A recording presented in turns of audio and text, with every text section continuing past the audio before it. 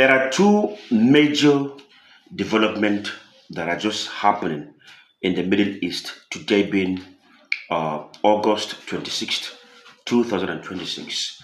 And while I'm thinking about them as just coincidences or something that one cannot conclude on, there is another thought development that seems to me like a confirmation of what I'm thinking. Let's talk about them. But before that, let's look at this other minor or because of course I don't know, let's talk about them. So let's talk about the CIA visit to Russia. We have Canada. Canada also took a step. And then Putin also took a step, I think yesterday. So beginning with the CIA, of course, you know that CIA stands for Central Intelligence Agency, right? That's based in America, the intelligence unit of the US. Now, the guy traveled to, that's the director, John Ratcliffe, traveled to Moscow yesterday. And then one is left to begin to wonder on what basis will he travel to Moscow? Does it have anything to do with Iran? Of course, the agenda was not, released. But for a CIA director to travel by himself, it means it must be a highly classified topic or issue. For them not to like trust that issue in the hands of a normal, diplomat. Do you understand? Is it about Iran de-escalation? Because Iran listened to Russia a lot. Do you understand? Is Donald Trump lobbying? But while we're thinking about that, the major event I did talk about, I mean, just mentioned, may just give us some clues. Do you understand what I'm saying right now? Good. And Canada also is imposing, US has already imposed about 20 billion US dollars worth of Canadian goods rather. Canada is doing the same thing. Canada said, we are going to match you dollar for dollar. Do me, I do you. Tit for tat, eye for eye. God no go vex. So Canada is also saying $20 billion US dollar worth of US, import. Donald Trump also said that yesterday, I think I saw it, that he is going to increase it to 50% on all their cars and whatever. So let's see where this whole thing with Canada is going to. But then in case you are following me, the issue between US and Canada is not about trade dispute. It's about sovereignty. US would want to have Canada as the 51st state. Canada is not willing to do that. Okay, tell me why you will say Canada should not sell to foreign countries.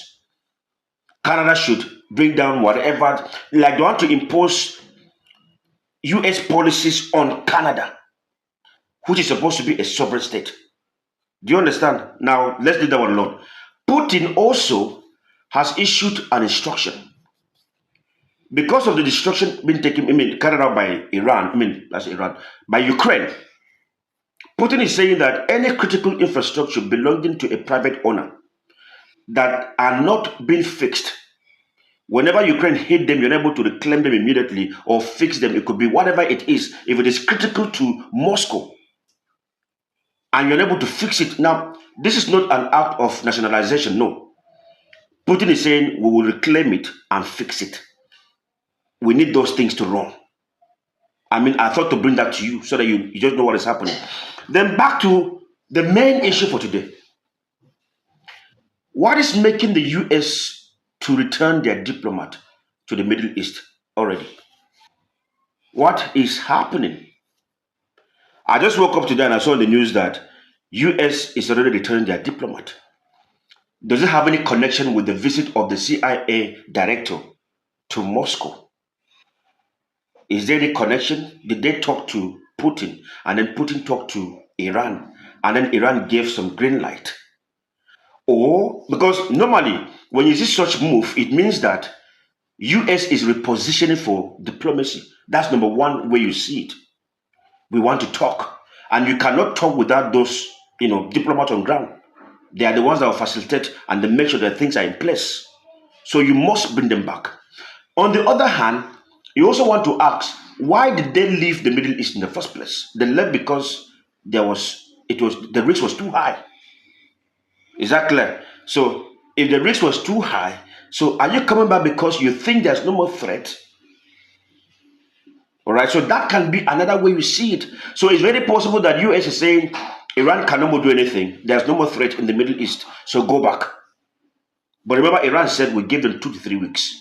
If they don't leave the blockade, and the last time I checked, the blockade is still there. Only about 5 ships sailed through yesterday. Only about 5 of them. So many things are happening. And then I now saw that while I was doubting that, Iran and Oman are, working on new corridors on the Strait of Hormuz. In fact, they're even coming up with terms on how to, unmine the strait. How? I mean, I'm not saying Iran has agreed to open the Strait of Hormuz, but I thought we're talking about sanctions. How did we move straight up to Iran now? You understand? Now, if all of that doesn't make sense to you, then what made the fuel price to drop yesterday? Fuel dropped to about $86 per barrel yesterday. Yes, 86.14, right? Something of that nature.